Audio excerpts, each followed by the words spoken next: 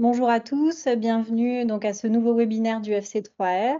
Aujourd'hui, nous avons le plaisir d'accueillir Loïc Desquilbet, qui est enseignant-chercheur à l'École vétérinaire nationale d'Alfort, professeur en biostatistique et en épidémiologie clinique. Son enseignement en formation initiale auprès des étudiants vétérinaires ou en formation continue a pour objectif de fournir les bases en biostatistique et en épidémiologie afin d'être capable d'analyser de façon critique la communication scientifique et ainsi de pratiquer la médecine fondée sur des preuves ou evidence-based. Loïc est également un ancien membre du comité scientifique du FC3R et donc nous l'avons invité aujourd'hui pour cette présentation que nous avions trouvée très instructive sur comment les surinterprétations de résultats participent à la crise de la reproductibilité en sciences et ce qui est donc possible de dire ou non à partir d'un résultat statistique assorti d'un degré de signification. Donc Loïc, si tu es prêt, je te laisse prendre la parole. Normalement, vous devriez tous voir son écran. Si ce n'est pas le cas, je vous invite à vous déconnecter et vous reconnecter. Merci. Merci beaucoup, Doris Lou. Merci aux membres du FC3R de m'avoir invité pour cette présentation-là. Je voudrais juste m'assurer que vous m'entendez bien. Doris Lou, tu peux tout à fait me dire que c'est effectivement le cas? Oui, tout à fait. Ouais, OK, super. Alors donc je vais, donc commencer cette présentation. Alors c'est vrai que cette présentation que je voulais faire, j'aurais pu vouloir, l'intituler comme «Aperçu des principaux tests statistiques et conditions d'application». Pourquoi ce titre-là et cette présentation-là? C'est parce que, quand je dis à des collègues, que je connais ou pas forcément, que je fais des stats dans la vie de tous les jours, tout de suite, ils viennent me voir pour me dire: «Oh là là, mais super, j'aurais vraiment besoin de conseils en stats parce que je sais jamais s'il faut que je fasse un test paramétrique ou un test non paramétrique et je sais pas quel test il faut que j'utilise». Et à chaque fois, je rigole énormément parce que je dis: «Mais si vous saviez à quel point, savoir faire tel test ou tel autre, c'est tellement rien à côté du reste, de la statistique, toutes ces choses qu'il faut savoir, pour pouvoir correctement interpréter un résultat». Et ça va bien au-delà de savoir s'il faut faire un test de Student ou un Kruskal-Wallis. Donc c'est pour ça qu'en fait, même si c'est l'attente comme ça, a priori, de beaucoup de chercheurs et de cliniciens chercheurs sur quels sont les tests statistiques qu'il faut réaliser en fonction de la question de recherche, ben en fait, c'est pas ça que j'ai envie de vous présenter. Et quand commence à me poser la question sur les tests statistiques, je leur dis: «Avant tout, avant cette question-là, il y a d'autres choses qu'il faut savoir, c'est, ce qu'on a le droit de dire et ce qu'on n'a pas le droit de dire à l'issue d'un résultat, statistique significatif». Et après et seulement après cela, si vous avez bien compris cela, on pourra commencer à se poser la question de savoir s'il faut faire du paramétrique ou du non paramétrique. Mais c'est vraiment pas la 1re question qu'il faut se poser. C'est pour ça que, cette présentation s'appelle non pas «Aperçu des principaux tests statistiques», mais c'est 3 lettres, alpha, bêta et p, 3 lettres, hein, et dont je dis que c'est cette méconnaissance sur ces 3 lettres-là qui est l'une, hein, pas bien sûr l'origine, mais l'une des origines de la crise de la reproductibilité en sciences. Et donc on va voir ensemble, alors c'est une présentation qui va être courte, mais qui va aller, droit au but, sur ce que disent ces 3 lettres et surtout, bien sûr, ce qu'elles ne disent pas, contrairement à ce que certains éventuellement pourraient penser. Donc cette présentation va s'organiser, en 2 parties entre guillemets. Il va y avoir une première partie un petit peu courte où il va y avoir, donc 4 quiz et vous aurez besoin de votre smartphone, pour flasher un QR code et puis je vous poserai, 4 quiz, les uns après les autres. Et ensuite, on fera entre guillemets «la correction» de ces quiz-là en fonction des réponses que vous aurez apportées, en vous expliquant si vous vous êtes trompé, pourquoi est-ce que vous êtes trompé et pourquoi la bonne réponse est celle-là. OK, et bien c'est parti. Et donc oui, comme vous l'a dit, Doris Lou, on va réserver les questions, à la fin de ce topo-là, avec le micro si c'est possible, hein. C'est toujours plus simple de poser des questions stats, par la voix plutôt que par l'écrit, mais on fera en fonction et je répondrai de toute façon. Alors, 2 définitions préliminaires. La première définition, c'est, la définition d'inférence.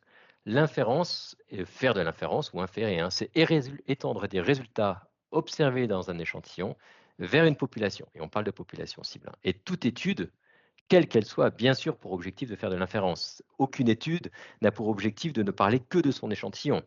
l'étude utilise un échantillon pour répondre à une question ou une problématique de recherche bien plus générale et pour après étendre les résultats à une population beaucoup plus générale, pour que des résultats bien sûr obtenus dans un pays soient applicables dans un autre pays ou dans un autre contexte. Donc on parle d'inférer.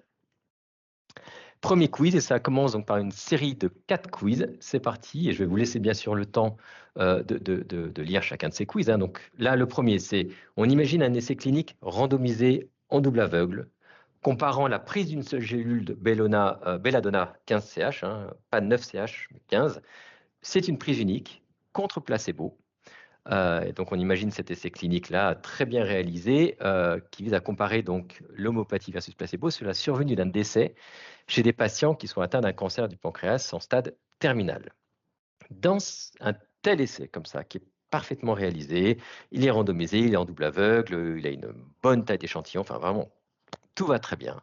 La question que je vous pose, c'est quelles sont les chances, plutôt les risques en l'occurrence pour les patients, quelles sont les chances ou les risques pour que l'association obtenue dans l'échantillon de l'essai soit significative. Et donc là, je vais vous faire apparaître le quiz. Bien sûr, je vais reprendre l'intitulé à chaque fois. Pour chacun de ces 4 quiz, je remets l'intitulé de la question, donc les chances ou les risques. Voici les propositions. Je remets bien sûr la question. Quelles sont les chances ou les risques pour que l'association obtenue dans l'échantillon soit significative? Et ce serait bien qu'on arrive jusqu'à 291 réponses. Alors, association obtenue, quand je parle d'association obtenue, c'est dans l'essai, il va y avoir une association qui va tester l'association donc entre l'homéopathie versus placebo et j'avais dit la survenue de décès. Donc l'association, c'est entre le fait de recevoir ou pas l'homéopathie et le fait de décéder. C'est ça ce que j'entends par association. Allez, 222 sur 298. Non, ça devrait monter normalement jusqu'à 299. Jusqu'à 300 même. Allez, on va bloquer pour pas prendre trop de temps. Hein. Encore une fois, j'ai largement assez avec 242. Je suis désolé si je vous coupe dans votre élan. Je bloque ici, 243 sur 300. C'est très bien. On va voir les résultats et on reviendra bien sûr là-dessus. Donc, la majorité d'entre vous, 56%, c'est même une majorité absolue, répond on ne peut pas savoir. Avec certains, donc 4 personnes parmi les 243 qui ont répondu aucun risque, moins de 1% de risque, moins de 5% de risque, pile 5% de risque et 20% de risque. Alors, je vais vous faire apparaître la bonne réponse et puis à chaque fois pour ces 4 quiz, la bonne réponse et puis bien sûr la suite de cette présentation-là vous expliquera pourquoi c'était la bonne réponse. Et donc la bonne réponse était, roulement de tambour, pile 5% de risque et on va voir pourquoi.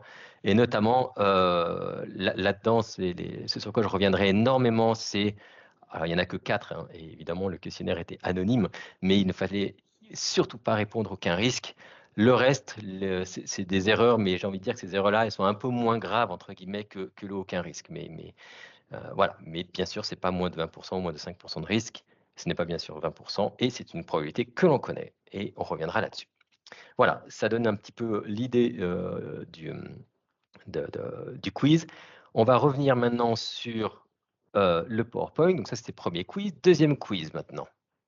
Dans un essai clinique randomisé, la différence de pourcentage de rémission d'un cancer à 6 mois entre deux groupes, un traitement A 30% et un placebo 13%, on va dire que on va supposer que cette différence de pourcentage est significative avec un petit p égal à 0,02. Vous avez bien sûr écrit des petits p dans vos articles, et bien sûr vous les avez lus. Et la question que je vous pose, c'est mais qu'est-ce que ça veut dire que ce petit p-là? Donc, j'aurais dit, différence dans un essai, différence de pourcentage de rémission, 30% d'un côté, 13% de l'autre, petit p égale à 0,02. Que peut-on dire de cette valeur de 0,02? Donc là, je relance le quiz et c'est parti. Donc, je vous remets un peu l'intitulé en haut et avec les propositions que je vous laisse lire. Affichage des réponses. Alors, une majorité relative sur la probabilité de se tromper en disant qu'il existe une différence réelle. Bon, je vais aller tout de suite droit au but. La bonne réponse était celle-là. 4% de bonnes réponses, c'est pas, voilà, j'ai envie de dire que c'est normal. Évidemment, hein, ce que je vous ai proposé ici, donc si on fait la somme, ça fait effectivement 96% de répondants qui pensent effectivement à quelque chose qui n'est pas correct concernant le petit p. Voilà, voilà, c'est l'une un peu des raisons pour lesquelles j'avais envie de vous faire ce topo-là. On reviendra là-dessus, hein, mais les chercheurs qui mettent plein de petites étoiles à côté des petits p, voilà, ils ont l'impression, ils pensent qu'ils vont très très peu se planter en disant quelque chose. On va voir effectivement que le petit p, bah, ce n'est pas ces trois propositions-là, ça n'en est pas d'autres aussi, mais j'en ai mis que les trois principales, celles les plus communément entendues de ma part. Allez, on enchaîne. Ça, c'était le quiz numéro 2. Il reste encore 2 quiz. Quiz numéro 3, c'est parti. Donc, dans un essai clinique randomisé, là encore. Là, cette fois-ci, on a un pourcentage de rémission d'un mélanome à 6 mois. Donc là, maintenant, on a un traitement médical d'un côté et un traitement chirurgical. Ces pourcentages-là, 32% d'un côté et 24% de l'autre, ne sont pas significatifs. La différence n'était pas significative avec un petit p à 0,32. Et alors là, je ne vais pas vous demander l'interprétation de cette valeur de 0,32, mais je vais vous demander qu'est-ce que l'on peut dire de cette valeur de 0,32 au niveau de la population atteinte d'un mélanome. Donc là, l'idée, c'est de se dire, OK, c'est ce qu'on en a obtenu dans un échantillon. Qu'est-ce qu'on peut dire au niveau de la population plus générale qui est atteinte d'un mélanome et pour lesquels on pourrait choisir soit le traitement médical, soit le traitement chirurgical. C'est parti. Donc là, le troisième quiz, voici les propositions que je vous laisse à nouveau lire. Les réponses. Donc là, la majorité pense pouvoir dire, hein, dans la population, il semble ne pas exister de différence. C'est la majorité et ben en fait, la bonne proposition, c'est aucune des propositions n'est correcte. On va voir pourquoi est-ce qu'on ne peut dire ni la première possibilité, ni la deuxième, ni la troisième possibilité. On va revenir là-dessus. Donc là, il y en a quand même 28% voilà, qui pensaient que cette deuxième réponse, qui est souvent celle à laquelle pensent les chercheurs, hein, donc c'est ce qu'on retrouve ici avec 58% d'entre vous, on est complètement cohérent. D'ailleurs, je vous ferai une petite remarque, même si je vais peut-être le dire, mais au cas où j'oublierai, Nature ou Science avait publié un article il y a quelques années sur le pourcentage de chercheurs qui se plantaient concernant ce type de questions. On était à 51% dans l'article, là on est à 58%. Vous voyez, on n'est pas très très loin de ce qu'avait estimé une étude parue dans Nature. Bon, je ne vais pas publier ces résultats-là, ne vous inquiétez pas. Dernier quiz. Hop, dans ce quiz-là, donc nous allons parler du lien entre significativité d'une différence observée dans un échantillon et grandeur de cette différence. Là, je parle de différence de moyenne, différence de pourcentage, différence de médiane, toujours assortie d'un degré de signification. Et, voilà. Et quel est le lien entre significativité et grandeur de cette différence? C'est parti pour le quatrième et dernier quiz. Donc là, bah, c'est plutôt bien parce qu'effectivement, la bonne réponse, c'est que les propositions A et B sont correctes. Donc 72% d'entre vous pensent cela et c'est très bien. Et notamment, on reviendra, hein, sur 19% qui pensent que ces deux choses-là sont fausses. On reviendra bien sûr là-dessus. En tout cas, là, vraiment un bon message, 72%. Pense correctement que une différence significative peut tout à fait être petite et une différence non significative peut tout à fait être grande. Alors, et la question, c'est quand on a une réponse correcte sur 4, est-ce que c'est significatif? J'ai envie de vous dire quelle était l'hypothèse nulle de votre test, mais je me tairai. Voilà. Donc, on a fini sur les 4 tests. C'est parti pour l'explication de toutes ces choses-là. Alors déjà, quelques mots d'introduction. Je l'ai déjà dit, bien sûr, hein, je ne peux pas ne pas le redire, un mauvais choix de test statistique, et je reprends toujours l'exemple du student versus Mann-Whitney, parce que combien de fois j'ai entendu des personnes me dire « Ah, entre un paramétrique et un non paramétrique, qu'est-ce que je dois faire ?» Eh bien, en fait, un mauvais choix comme ça a un impact des plus limités comparé à de mauvaises interprétations de alpha, bêta et p, et on en a vu un peu une illustration lors de ces 4 précédents quiz. Ce que disait Waterstein en 2016, hein, Il disait que la validité des conclusions scientifiques, incluant la reproductibilité de leurs conclusions, ça dépend au moins autant que des méthodes statistiques en tant que telles. Et notamment, ce dont dépend la validité d'une conclusion et sa reproductibilité, c'est le fait que les analyses soient correctement réalisées, avec une interprétation correcte des résultats, ce qui joue un rôle clé dans le fait d'avoir une conclusion qui soit solide et une conclusion qui comprenne une part d'incertitude. Et ça, on va le revoir bien sûr. C'est un message énorme, et s'il devait y avoir qu'un seul message, c'est globalement en science, c'est qu'on est constamment dans l'incertitude. Il faut l'accepter. Ça ne veut pas dire qu'il ne faut pas rien faire, il ne faut pas s'arrêter de mettre sur le marché des traitements, mais il faut toujours, en tant que chercheur, avoir cette prise de conscience que nous sommes tout le temps dans l'incertitude. Mais il y a des moments où il faut prendre des décisions. Mais quand on prend une décision, il faut savoir qu'il y a une part d'incertitude. Alors, on arrive sur une définition statistique, mais en fait, la définition statistique, c'est ce que je dis très souvent, c'est que si je vous avais posé peut-être la question stat en termes stat, il y aurait pu avoir beaucoup plus de bonnes réponses. Là, ce que j'ai fait, c'est que j'ai traduit en termes cliniques ou en termes pratiques une définition statistique. Et toute la difficulté, bien sûr, c'est d'appliquer quelque chose de théorique. Et en France, et ça je le décris suffisamment, en France, on prône le théorique et on voue une sorte de culte insensé au théorique, alors que le pratique, c'est laissé aux petites mains. Et ben c'est une énorme erreur, parce que la vraie vie, c'est la vie de pratique, qu'il faut savoir appliquer ce qu'on a appris. Et c'est ce qu'on a fait. Alors, la théorie dit pour alpha, c'est que si dans la population, il n'existe aucune différence réelle entre les deux groupes étudiés, alors alpha, c'est la définition de alpha.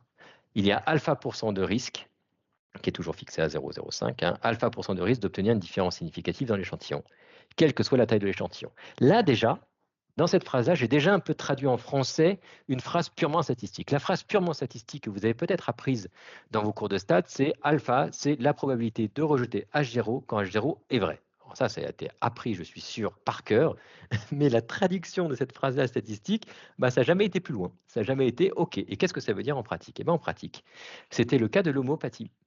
Parce que quand je vous ai proposé cet essai clinique randomisé qui allait tester l'association entre homéopathie versus placebo sur des patients atteints d'un cancer en phase terminale, sur la survenue de décès, mais évidemment, et alors peut-être que certains d'entre vous, sur les 300 ou 400, vous ne serez peut-être pas d'accord, mais en tout cas, moi je considère, et c'est pas que j'espère, c'est que je pense qu'une grande majorité d'entre vous sera d'accord avec le fait que chez des patients atteints d'un cancer du pancréas en stade terminal, l'homéopathie n'a aucun effet quand on le compare à du placebo.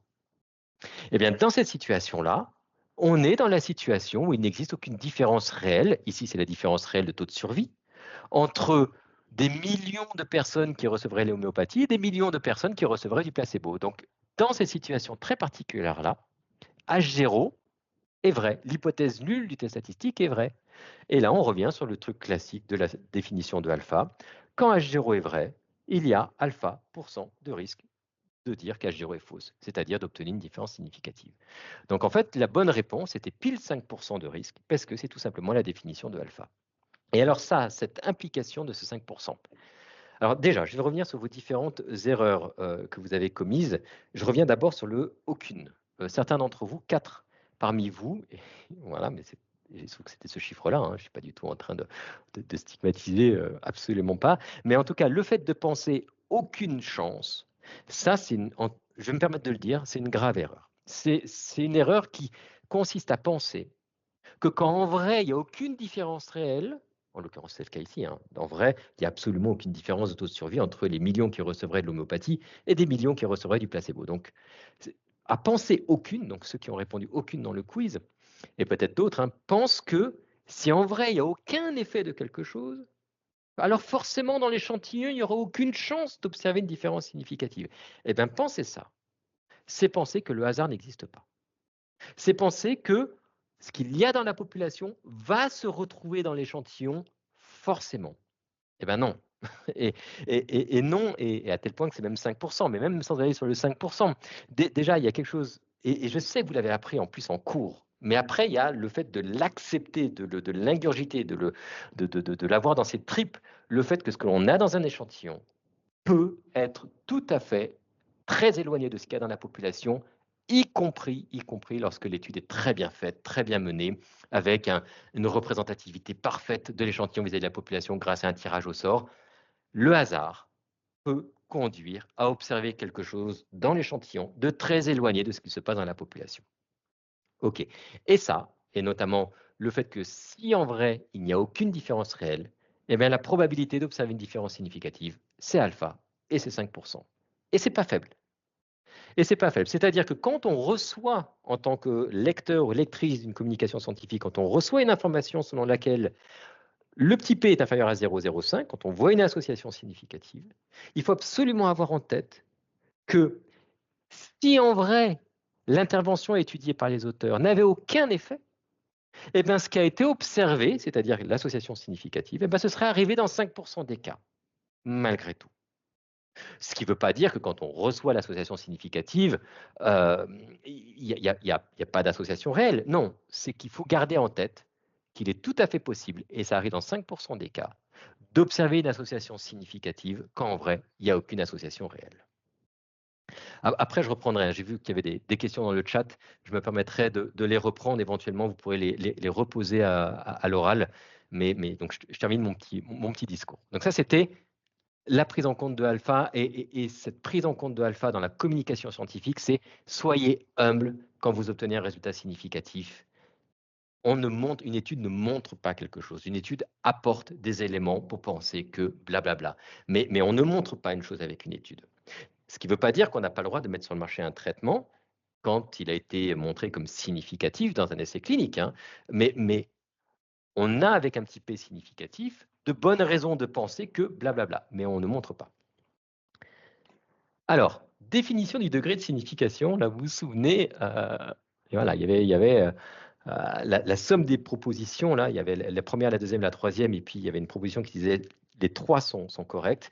La somme faisait 96%, ce qui est 96% dans l'erreur. Ça revient à cette définition du degré de signification. Il y a une toute petite anecdote que j'ai toujours envie de partager. C'est quand on vient me voir pour me demander si tel bouquin de stats est un bon bouquin de stats ou pas, sur les 200 ou 300 pages, je vais directement sur la page, parce que ça ne prend pas beaucoup de pages, hein, sur la définition du petit p. Et quand je vois que la définition du petit p dans le bouquin de stats est fausse, bah, je dis je vous recommande pas particulièrement de lire ce livre-là. Et oui, ça arrive, hein, ça arrive que dans des bouquins de stats, la définition du petit p soit fausse. Voilà, je ne vais pas dire que c'est très fréquent, mais en tout cas, c'est pas rare. Alors, qu'est-ce que c'est que cette définition du petit p? Elle est super horrible, cette définition, et c'est parce qu'on a envie de la simplifier qu'on se plante et que ça donne toutes les mauvaises interprétations. Le petit p, c'est si dans la population, il n'existe aucune différence réelle entre les deux groupes étudiés. Donc là encore, ça part exactement pareil comme le alpha. Si, en vrai, H0 est vrai. Alors, il y avait P% de chances d'obtenir une différence significative. Pardon, excusez-moi. Il y avait P% de chances d'obtenir une différence dans l'échantillon, au moins égale à celle qui a été observée. Donc là, vous vous rendez compte que le petit p est conditionnel au fait qu'en vrai, il n'y ait pas d'association réelle. Et alors, si en vrai, il n'y avait pas d'association réelle, alors le hasard seul aurait conduit dans P% des cas à obtenir dans l'échantillon une différence au moins égale à celle qui a été observée. Attention, c'est vrai que j'ai employé le mot hasard dans la phrase que je viens d'employer. Je n'ai pas dit donc que le petit p, c'était la probabilité d'observer le résultat par hasard.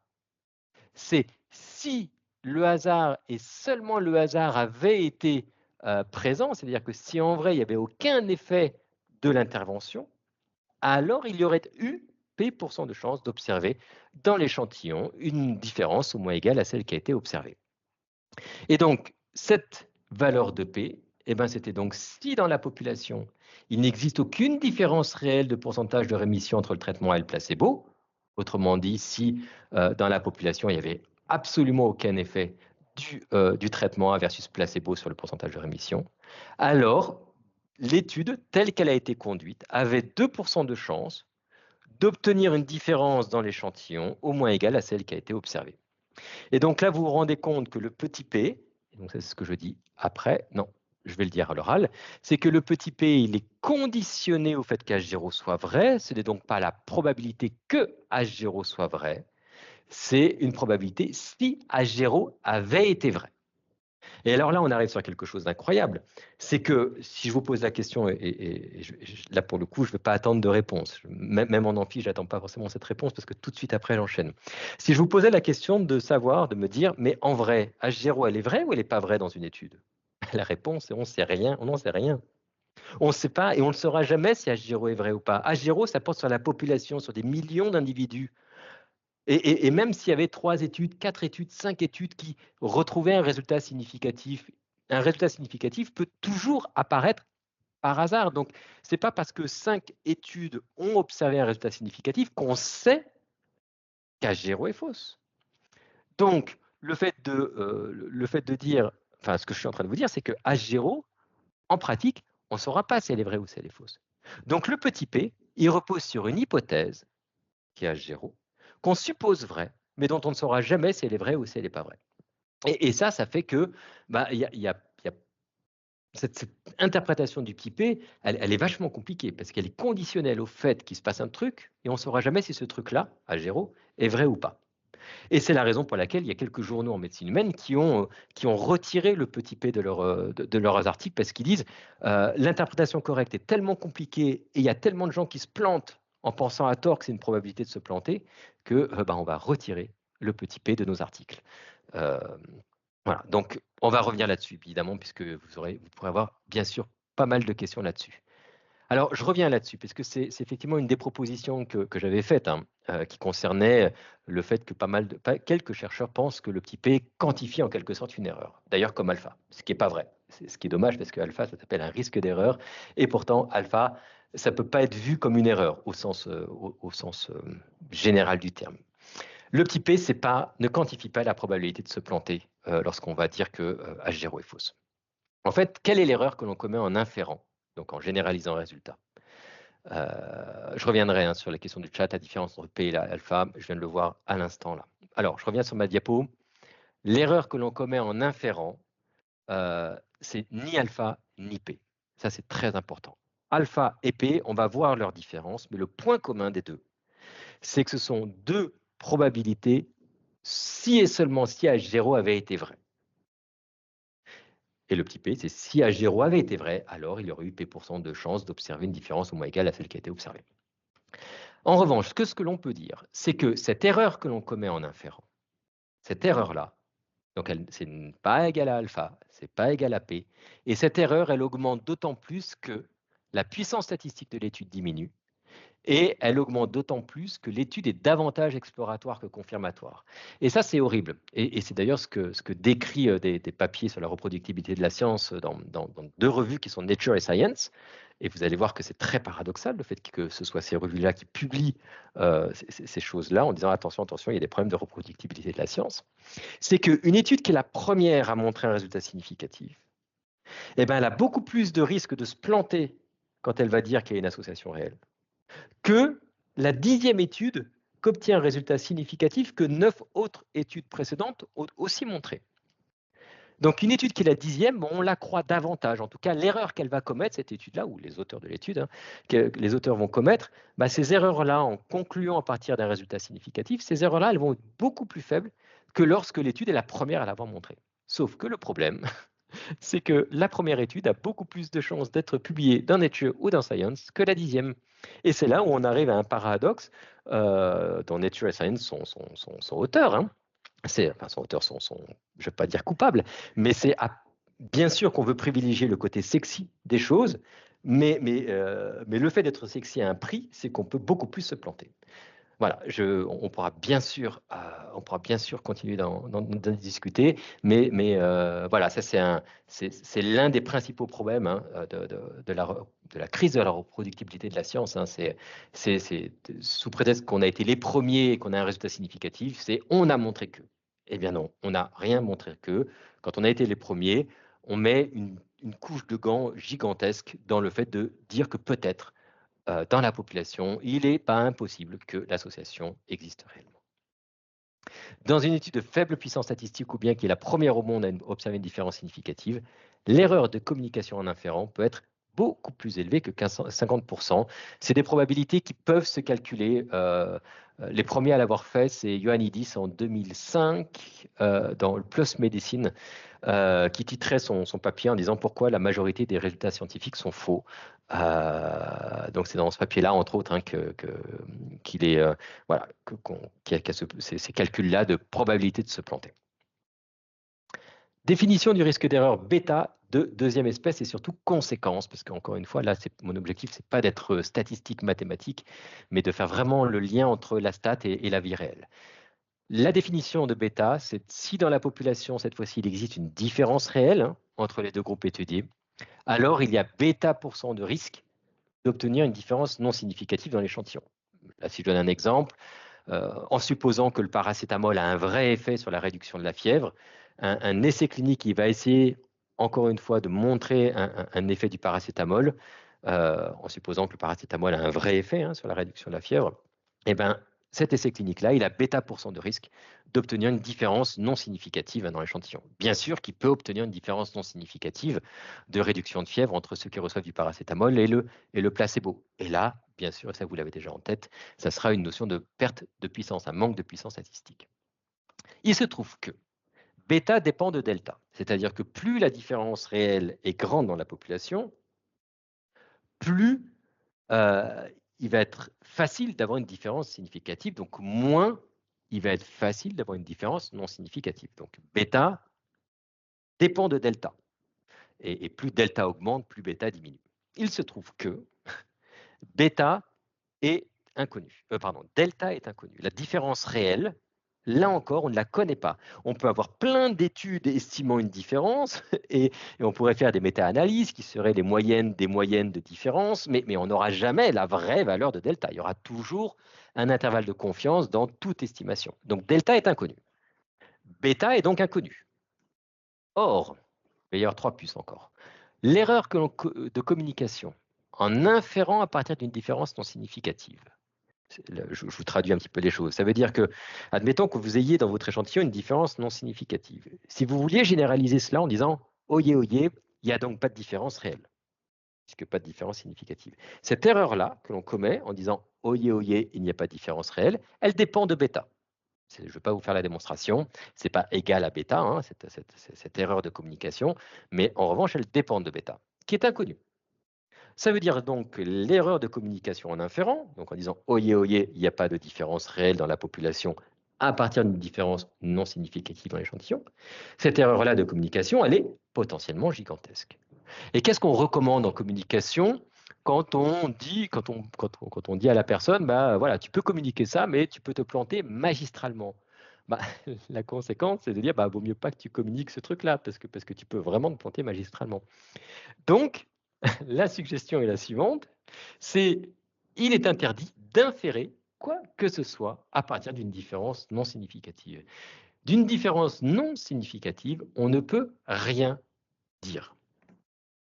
Et donc, que peut-on dire à partir de cette valeur de P qui est donc supérieure à 0,05 au niveau de la population atteinte d'un mélanome? Eh bien, la réponse, c'est rien.